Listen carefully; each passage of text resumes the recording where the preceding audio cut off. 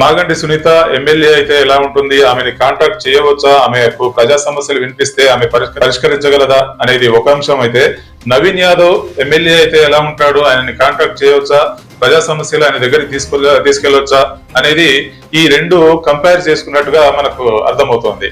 ఈ రెండు విషయాలు ఇద్దరు అభ్యర్థులను కంపేర్ చేసుకున్నప్పుడు ఆయన రౌడీ షీటర్ అయినా కాకున్నా అనేది ప్రజలు పెద్దగా మైండ్ లోకి తీసుకోలేదనేది ఇక్కడ మనం అర్థం చేసుకోవచ్చు. నవీన్ యాదవ్ విషయానికి వస్తే, నవీన్ యాదవ్, చిన్న శ్రీశైలం యాదవ్ వీళ్ళకి ప్రజాక్షేత్రంలో ఆయన వాళ్ళు రౌడీ షీటర్లా కాదా అనేది పక్కన పెడితే, ఏదైనా ప్రజా సమస్యలు ఉన్నది, ఈ హెల్ప్ కావాలి అనేది అభ్యర్థించినప్పుడు వాళ్ళు హెల్ప్ చేస్తారు అనే విధంగా, ప్రజలకు అందుబాటులో ఉండే వ్యక్తులు అనే విధంగా ఒక ముద్ర అయితే వాళ్ళ పైన ఉన్నదని మనం భావించవచ్చు. ఆ అభ్యర్థుల విషయంలో కాంగ్రెస్ కు నవీన్ యాదవ్ అభ్యర్థిత్వం కూడా ప్లస్ అయినట్టుగా మనం భావించవచ్చు.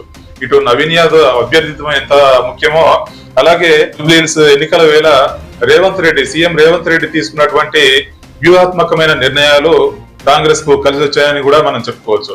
జూబ్లీహిల్స్ నియోజకవర్గంలో మొత్తం 4 లక్షల మంది ఓటర్స్ ఉంటే, అందులో 1,00,000 మందికి పైన ముస్లిం ఓటర్స్ ఉన్నారు. ఈ ముస్లిం ఓటర్స్ ని కాంగ్రెస్ వైపు రాబట్టుకోవడం కోసం రేవంత్ రెడ్డి తీసుకున్నటువంటి నిర్ణయం, ఎంఐఎం తో పొత్తు పెట్టుకోవడం, అలాగే అజారుద్దీన్ కు మంత్రి పదవి ఇవ్వడం అనేది ముస్లిం ఓటర్స్ ని అత్యధికంగా ఆకర్షించాయని మాత్రం చెప్పవచ్చు. ఇక సామాజిక వర్గాల వారీగా రేవంత్ రెడ్డి చేసినటువంటి సమీకరణాలు కూడా కాంగ్రెస్ కు లాభించాయని కూడా చెప్పవచ్చు. పొన్నం ప్రభాకర్ తో పాటు మిగతా బీసీ మంత్రులు బీసీల ఓటు బ్యాంకును రాబట్టుకోవడంలో సమీకరణాలు చేయడం జరిగింది. యాదవ్ల ఓట్ బ్యాంక్ కావచ్చు, గౌడ్స్ ఓట్ బ్యాంక్ కావచ్చు, ఇలాంటి వాటి ఓట్ బ్యాంక్ ని రాబట్టుకోవడం కోసం ప్రత్యేక సమీక్షలు నిర్వహించడం జరిగింది. అలాగే క్రిస్టియన్ ఓట్ బ్యాంక్ ను తమ వైపు రప్పించుకోవడం కోసం బట్టి విక్రమార్క, అలాగే సీఎం రేవంత్ రెడ్డి చేసినటువంటి సమీక్షలు కూడా, సమావేశాలు కూడా లాభించాయని చెప్పవచ్చు. మరో ముఖ్యమైన విషయం ఏంటంటే, సీఎం రేవంత్ రెడ్డి వ్యూహాత్మకంగా మాగంటి సునీతకు చెందాల్సినటువంటి సింపతిని బ్రేక్ చేసినట్టుగా మనం భావించవచ్చు.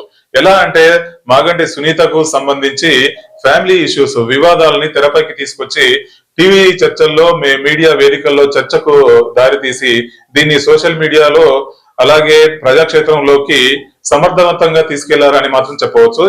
ఈ క్రమంలోనే మాగంటి గోపీనాథ్ మృతి వల్ల వచ్చే సింపతి మాగంటి సునీతకు బ్రేక్ అయ్యే విధంగా సీఎం రేవంత్ రెడ్డి వ్యూహాత్మకంగా అడుగులు వేశారు.